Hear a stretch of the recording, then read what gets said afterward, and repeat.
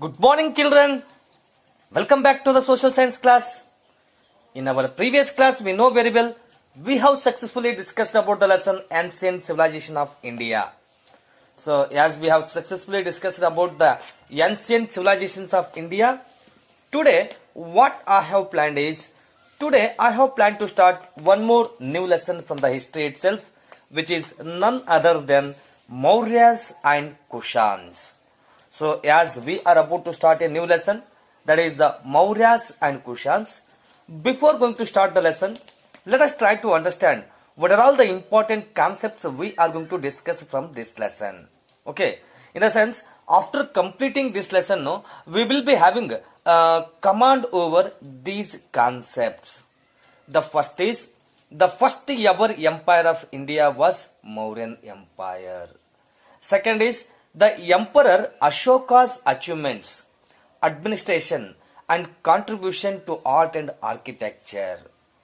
Next is the history of Kushanas, administration and contribution of Kanishka. And finally, we are going to discuss about locating the region of Ashoka's empire on the Indian map. So, these are some of the important concepts which we are about to discuss from this lesson. Okay, so as we are about to discuss these important concepts, first we are going to start with Mauryas.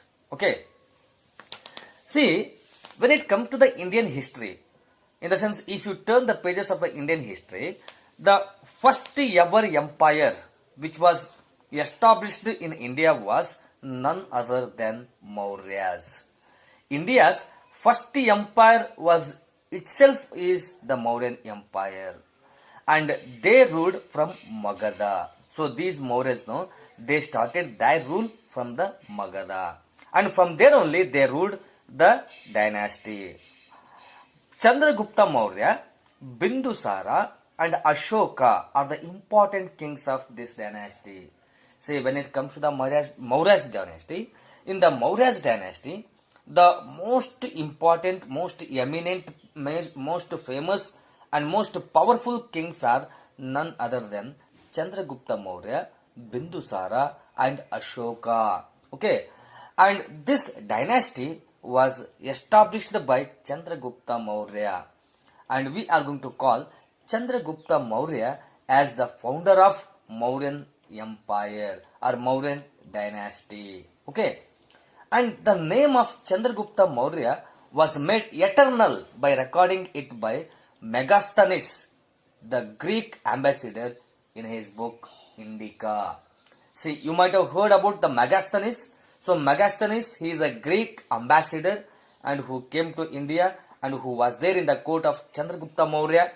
And when he visited India, so he wrote one book by name Indica, and in that Indica he has mentioned very clearly about the Chandragupta Maurya. Okay, so this is very important thing what we need to understand about this one. Some of the references are there related to the Mauryas. See, though the source materials are less, the available sources provide valuable information on Mauryas. Okay, so actually when it comes to the Mauryan dynasty or Mauryan period, the sources are very less. Even though the sources are very less, the sources which are available, they are only going to provide valuable information, especially related to the Mauryas. So some of the important sources we are going to discuss now, and these sources are going to help a lot to understand about the Mauryan dynasty. When it comes to the sources, the first is none other than Megasthenes Indica. See, as I said you, this Megasthenes, he was a Greek ambassador and he wrote a book by name Indica, and this is also going to become one of the source to understand about the Mauryas. Megasthenes was in India as the ambassador of Greek in the court of Chandragupta Maurya. So actually this Megasthenes, he was there in India as a ambassador of Greeks, especially in the court of Chandragupta Maurya, and he has recorded his experience at Pataliputra, in the sense while he was writing the book Indica, no, he has clearly recorded his experiences. Whose experiences? Megasthenes' experiences at Pataliputra. So during that Pataliputra, it was the capital of Mauryan dynasty. Mauryan Empire, later Mauryan Empire in his book Indica. So the Pataliputra, as it was the capital of the Mauryan Empire, no, Megasthenes, he was there in Pataliputra and he recorded all his experiences in his book by name Indica. Though the original book has remained untraced, later Greek writers like Arrian, Strabo, Diodorus and Pliny refer to it in their works. So actually the original book Indica, no, till now it is untraced. So it is not available. Even though it is not available, no, the other important Greek historians by name Arrian, Strabo, Diodorus and Pliny, so they have mentioned the work of this Indica in their works also. So Indica reveals the city administration. So once we are going to refer the Indica, we are going to clearly understand how should be a city administration, social and religious life of Mauryan period, and how was the social and religious life of the Mauryan period is also going to be explained very clearly in the book called Indica. Okay, so this is the first source which is going to tell about the Mauryas, and next is the Kautilya's Arthashastra. See, the Kautilya's Arthashastra is also giving a great information so related to the Mauryas. You know very well, this Arthashastra is written by the teacher and the Prime Minister of Chandragupta Maurya. Now you see, this Arthashastra is there, no? This Arthashastra is written by the teacher and actually he was even the Prime Minister of Chandragupta Maurya also. So who is none other than Kautilya, and even he is going to be called as Chanukya or Vishnugupta. So try to keep in your mind Kautilya, Chanukya or Vishnugupta. All are same only. So these are the other names given for a single person, that is the Kautilya. Arthashastra is written in Sanskrit. So this Arthashastra which was written by Kautilya, so it has been written in the Sanskrit language. Which language? Sanskrit language. And it outlines the basic principles on administration. And this Arthashastra is also going to give the basic information about the administration, how the administration should be. And it is going to discuss about the principles of the administrations only, and foreign affairs and judicial duties that a king ought to know.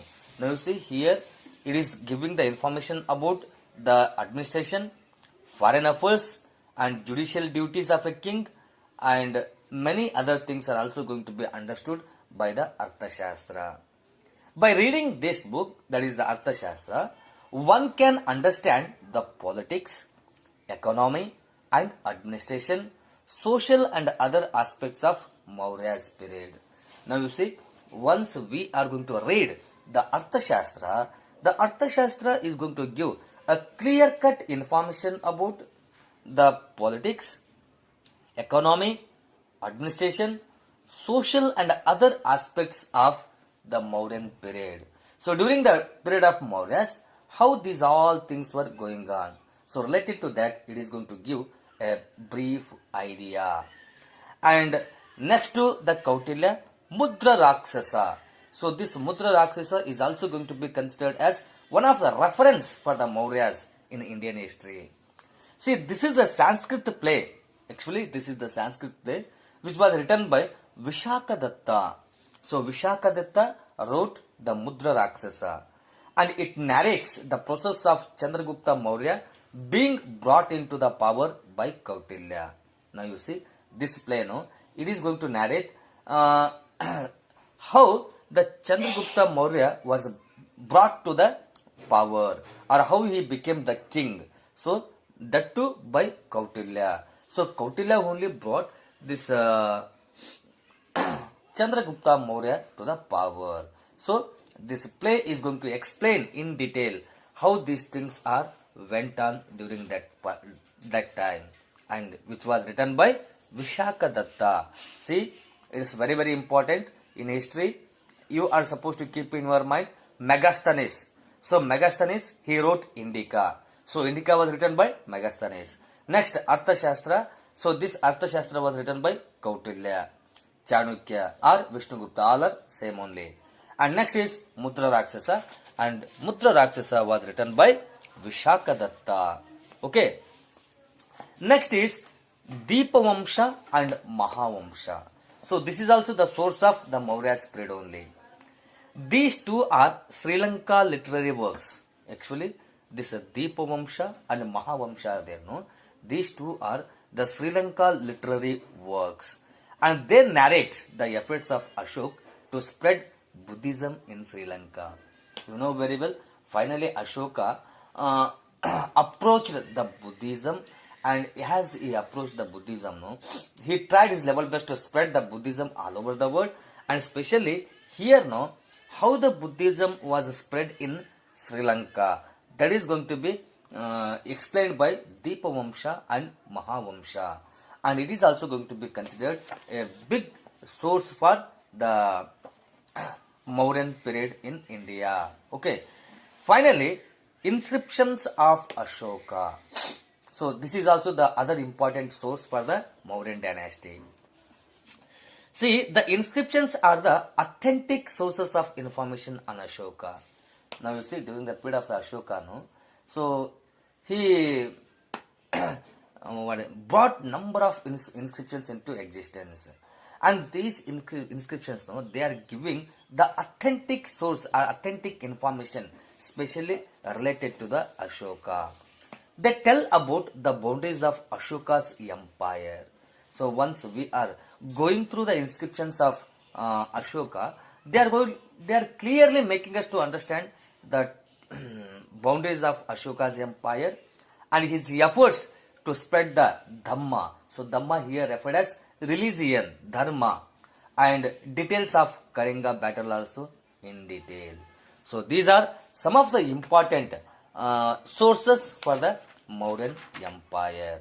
So next we are going to discuss about the most important Mauryan kings, Chandragupta Maurya, Emperor Ashoka, Bindusara, all those things in the next period. Till to that, bye. See you.